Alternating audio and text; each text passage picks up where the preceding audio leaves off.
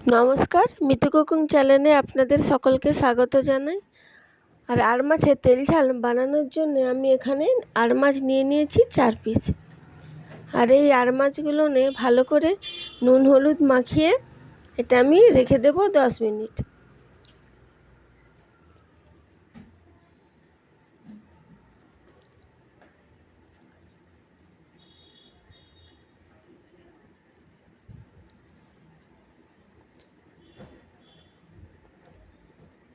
আমার এই আর মাছগুলো নিয়ে নুন হলুদ মাখানো হয়ে গেছে। এরপর এটা আমি রেখে দেব 10 মিনিট। আর এর মধ্যে এর ফাঁকে আমি এখানে 1.5 চামচ মতো কালো জিরে আর কাঁচা লঙ্কা আর আদা এটা আমি পেস্ট বানিয়ে নেব। আমি এটা শিলে বেটে নিয়েছি, আপনারা আপনাদের প্রয়োজন মতো মিক্সিতেও ইউজ করতে পারেন। আর এদিকে একটা কড়াই বসিয়ে তেল গরম করতে দিয়ে দেব। তেল গরম হয়ে গেলে আর মাছগুলো একটা একটা করে দিয়ে আমি প্রথমে এগুলো ভেজে নেব।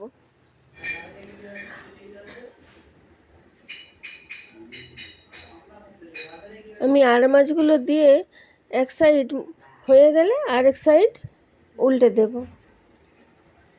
এই আর মাছগুলো ভাজতে বেশিক্ষণ টাইম লাগে না, মোটামুটি 2 থেকে 3 মিনিট মতো টাইম লাগে। দেখুন এক সাইড হয়ে গেছে, আরেক সাইড উল্টে দেব। এরপর মাছগুলো আমার ভাজা হয়ে গেছে, নামিয়ে নেব।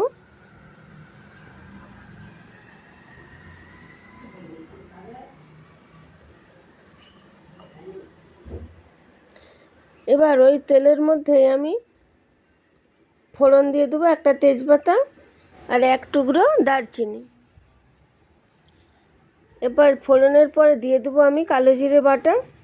কালো জিরেটা বাটা নিয়ে একটু নেড়ে নেব। দিয়ে দেবো আদা আর কাঁচা লঙ্কা বাটা। কাঁচা লঙ্কা আর আদার হালকা স্মেলটা চলে গেলে এর মধ্যে আমি মিশিয়ে দেবো 1/2 টিস্পুন হলুদ গুঁড়ো আর 1/2 টিস্পুন কাশ্মীরি লঙ্কার গুঁড়ো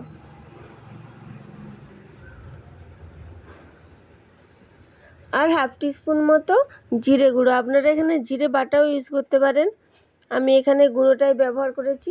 এরপর অল্প অল্প জল দিয়ে এটা আমি মিশিয়ে দেব।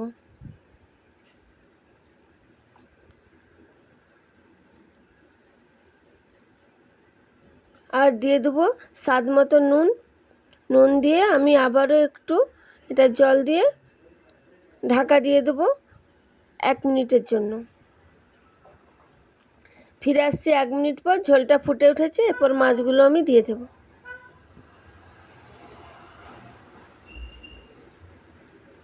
মাছগুলো দিয়ে আমি 2 মিনিটের জন্য এটা ফুটিয়ে নেব।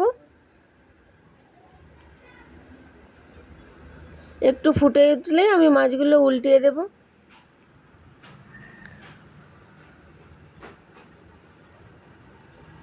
দেখুন এটা আমার হয়ে এসছে। এরপর এর মধ্যে ধনেপাতা দিয়ে একটু উল্টে পাল্টে নিয়ে আমি এটা নামিয়ে দেব।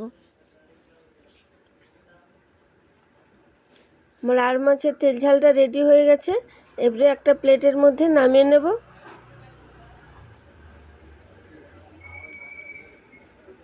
রেসিপিটি যদি আপনাদের ভালো লেগে থাকে তাহলে অবশ্যই একটা লাইক কমেন্ট ও শেয়ার করে দিবেন। আর যারা আমার চ্যানেলে নতুন আছেন তারা চ্যানেলটি সাবস্ক্রাইব করে দেবেন। আপনাদের একটা লাইক আমাদের আরও এগিয়ে যেতে সাহায্য করে। নমস্কার।